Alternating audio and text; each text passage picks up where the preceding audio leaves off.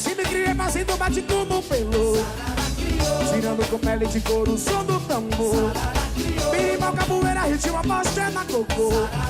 Dá no corpo uma alma, circula na veia, na mente, o axé, bicirico. Sou, vai, sou. Balança o cabelo, aê. Sarara crioulo.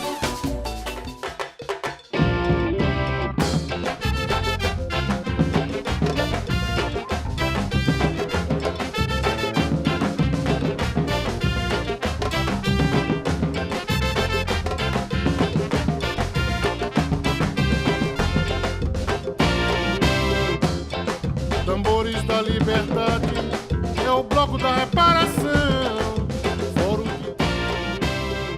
L'histoire de la résistance des Noirs de la diaspora est indissociable de celle de l'île de Gorée, située à 3 km au large de Dakar. L'île de Gorée.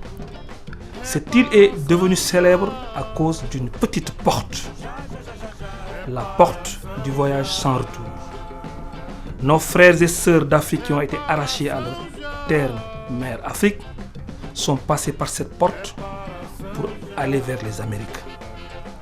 Aujourd'hui, beaucoup d'Africains sont loin d'imaginer la souffrance qu'ont enduré ses frères et sœurs durant le voyage dans les bateaux de négriers et aussi durant leur séjour dans ces terres d'Amérique. Nombreux sont donc ceux qui ne savent pas que dans les bateaux et à leur arrivée jusqu'à nos jours, la résistance des Noirs d'Afrique arrachés à leur terre ne s'est jamais arrêtée. Les Africains de la diaspora mènent encore aujourd'hui plus que hier une lutte selon des formes diverses pour garder la mémoire du lien avec la terre d'Afrique. Combinant lutte passive et lutte active, ils ont survécu car ils ont résisté. Aujourd'hui, plus qu'hier, ils sont en train de promouvoir la renaissance africaine.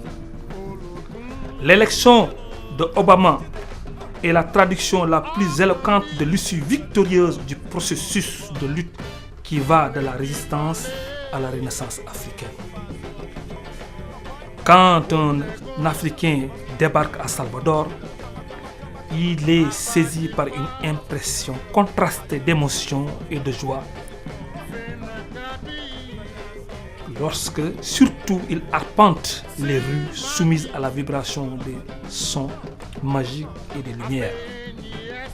L'Africain qui a par exemple vécu le carnaval de Salvador de Bahia a l'impression de se retrouver auprès des siens en fête et dont les ancêtres se sont séparés dans des conditions douloureuses telles que l'espoir d'une retrouvaille n'était pas dans l'ordre du possible. Cet Africain ne peut donc garder de son séjour à Bahia que des souvenirs d'intenses sensations. Le sentiment qui va l'habiter à son retour en Afrique est qu'il a en quelque sorte retrouvé une partie de lui-même au Brésil. Malgré le métissage et le syncrétisme culturel et religieux qui en font un pays arc-en-ciel. Le Brésilien lui semble être quelqu'un qui veut garder une mémoire d'espoir du lien avec l'Afrique, ainsi qu'un désir de cohésion sociale dans le présent et de continuité historique avec le passé. Pour lui, le passé, le présent et le futur du Brésil semblent s'entremêler comme pour construire l'avenir sur le socle de la résistance face aux exigences d'une gouvernance mondiale culturellement partagée qui sont les défis du XXIe siècle. Et sans comprendre ce qu'on dit dans les chansons, quelques mots comme Okambi, Il est Aïe, Zombi suffisent à lui rappeler qu'on évoque l'Afrique avec nostalgie.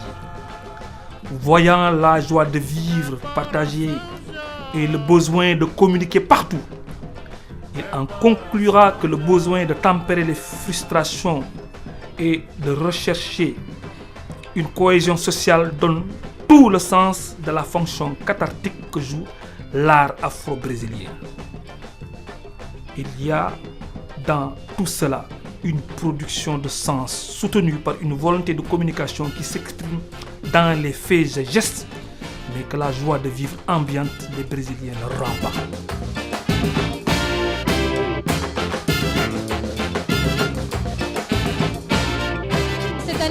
2018, le Brésil effectue son passage à 120 ans d'abolition de l'esclavage. Et pour marquer ces 2 épisodes, l'UNEGRO réalise ce colloque Afrique et Diaspora, la place des femmes, disons de la femme noire dans la géopolitique.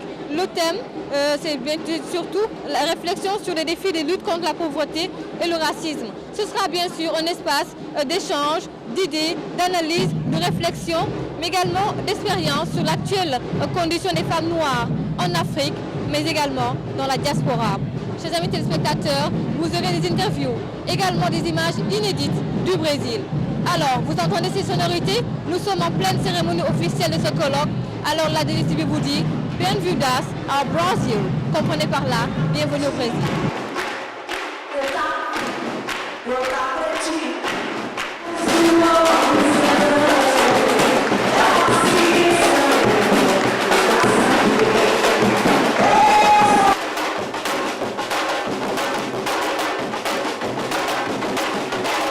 Monsieur Lamine Faye, ministre conseiller chargé de la diaspora. Nous sommes ici au Brésil par rapport au colloque organisé par l'UNEGRO. Juste un mot sur ce colloque qui tombe à pic, il faut le dire. Permettez quand même que je vous remercie 2STV parce que la 2STV a été très inspirée et que je voudrais vraiment rendre un grand hommage à Elage qui a fait le pari sur la diaspora avec nous. Et aujourd'hui, nous nous retrouvons là et vous aurez remarqué que on vit un grand moment au Brésil. Un moment où d'abord c'est le 20e anniversaire de l'UNEGRO et c'est le 120e anniversaire de l'abolition de l'esclavage. Et en plus, c'est dans le mois où on fête la conscience noire. C'est-à-dire que le héros national brésilien qui s'appelle Zumbi, qui avait résisté, qui a créé un État libre d'esclaves et qui s'est battu contre donc les esclavagistes portugais. Donc ces événements ont une grande importance pour nous, en tout cas, qui sommes chargés d'impliquer la diaspora dans le projet panafricain de construire les États-Unis d'Afrique. C'est tellement stratégique que aujourd'hui vous avez ressenti qu'ils ont réagi même par rapport à la question de la nomination d'Obama. Au-delà de la personne, c'est le regard qui va changer ici au Brésil, le regard qu'on porte sur le noir. Le noir qui était au bas de l'échelle, à qui on avait dénié une quelconque capacité intellectuelle, parce qu'en ayant nié pendant des siècles l'Afrique et les Africains, du fait qu'on pensait qu'ils n'ont pas d'histoire, qu'ils ne pouvaient pas accéder à la science. Maintenant, c'est un retournement logique et historique de l'histoire, où l'histoire va être réécrite.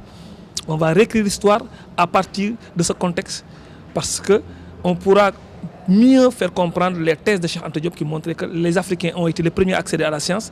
Ils sont les derniers. Mais aujourd'hui, on peut rebondir parce que si on a un noir à la tête de la plus grande puissance économique du monde, les noirs aujourd'hui sont stimulés, motivés pour prendre en charge le combat panafricain.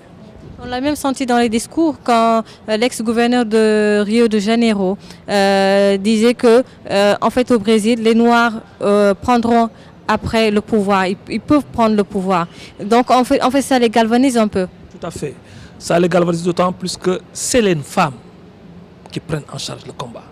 Et je voudrais juste souligner à ce niveau-là comment le fait que la culture africaine a été structurée autour du pouvoir de la femme en Afrique et qui a fait sa force ontologique, on voit comment aujourd'hui cette force ontologique réagit dans la conscience des Noirs au Brésil qui porte les femmes à l'avant-garde du combat. Aujourd'hui, on a bon espoir que si la femme prend en charge ce combat, il va aboutir. Et de la plus belle manière, parce que l'Afrique a une ontologie pacifique. Elle l'a démontré dans l'histoire ancienne parce que nous avons transmis à la Grèce la civilisation sans agressivité, pacifiquement. Et aujourd'hui, nous transmettons aussi un message de paix et de démocratie et de capacité de partage avec Obama. Parce que c'est Obama qui vient à un moment où le monde cherche ses repères pour venir à bout de la crise. Et nous avons notre chef d'État qui est un leader, le leader du panafricanisme aujourd'hui en action, qui montre que la solution de la crise actuelle est en Afrique. Puisque c'est l'Afrique seule qui garde encore un potentiel de richesse naturelle, un potentiel de richesse démographique.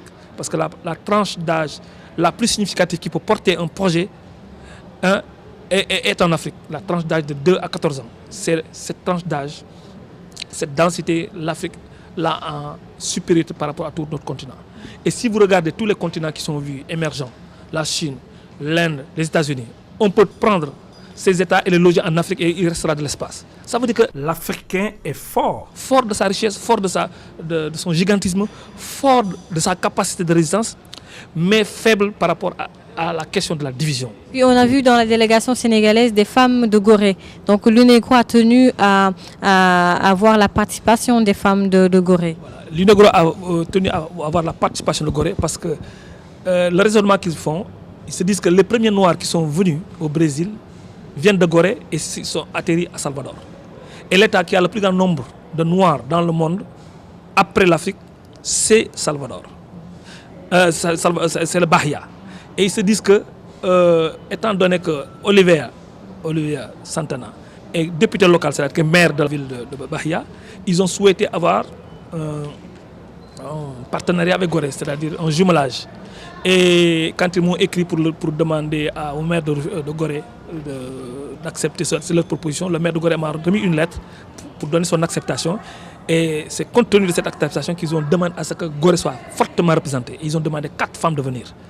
Et je voudrais en profiter pour remercier la 2STV parce que c'est 2 femmes journalistes qui viennent couvrir cet événement.